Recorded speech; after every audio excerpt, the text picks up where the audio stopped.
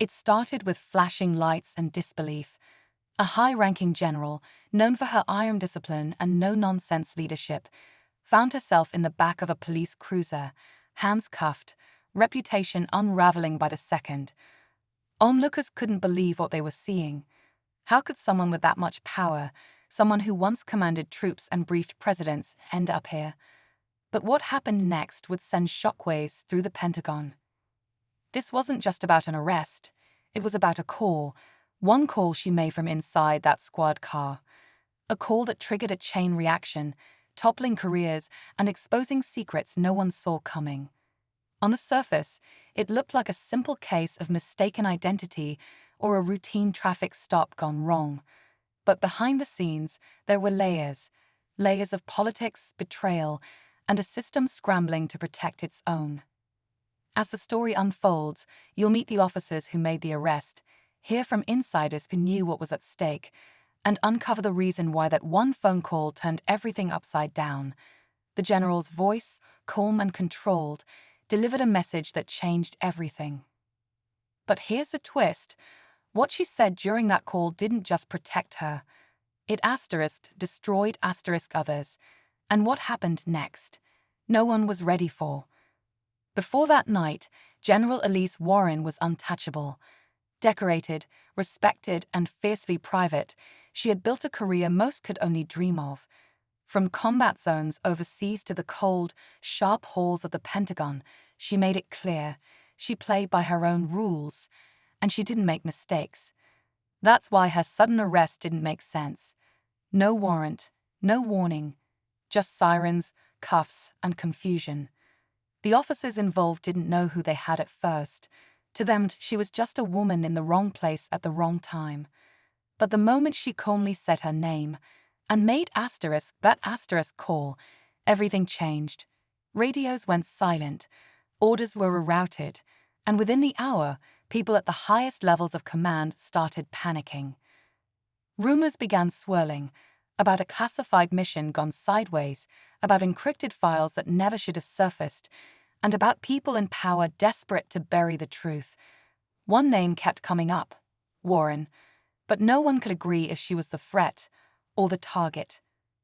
Those who knew her say she always had enemies, people jealous of her rise, scared of what she knew. But this time felt different. It wasn't just her career on the line, it was bigger.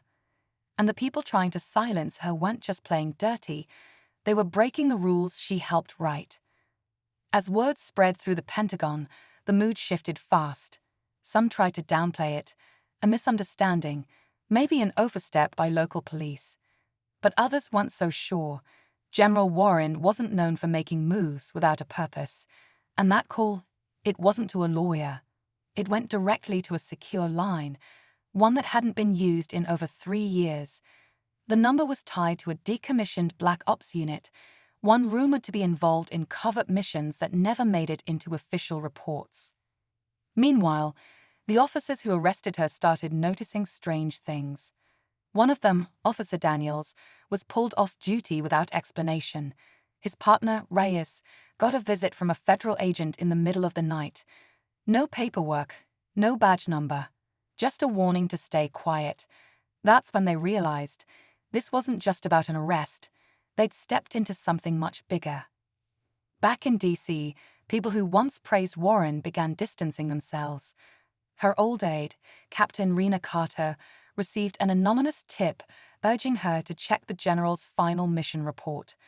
But when she tried to access it, the system flagged her clearance and locked her out.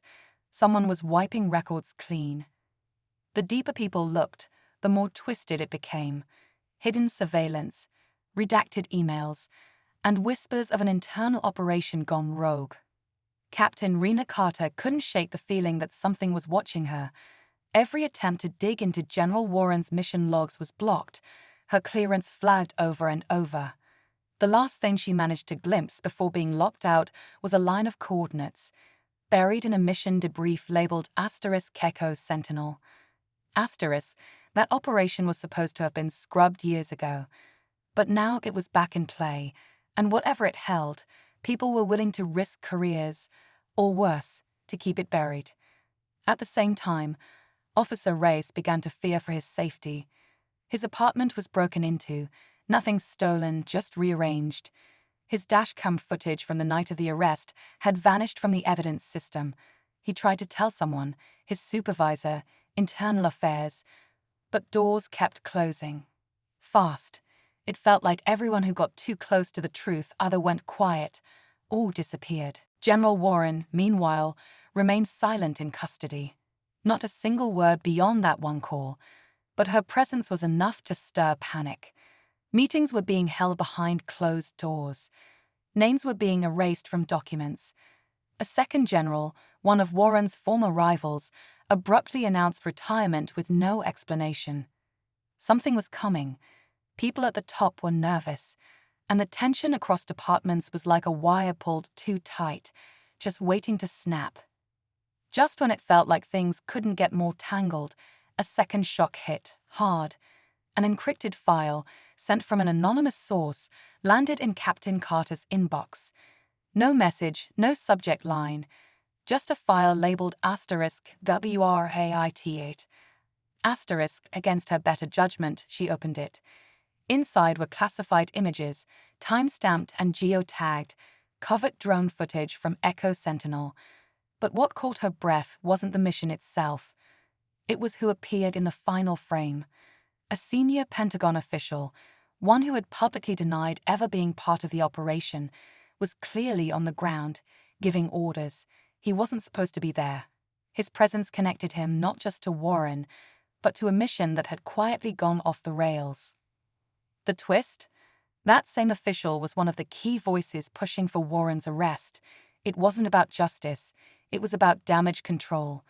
Someone was hiding their tracks, and Warren's silence might have been her only leverage. Reyes, desperate for answers, contacted Carter. They met in secret, trading intel and realizing their paths had been manipulated from the start. Reyes' body cam hadn't just been erased, it had been overwritten by someone with top-level access. The deeper they dug, the more it became clear.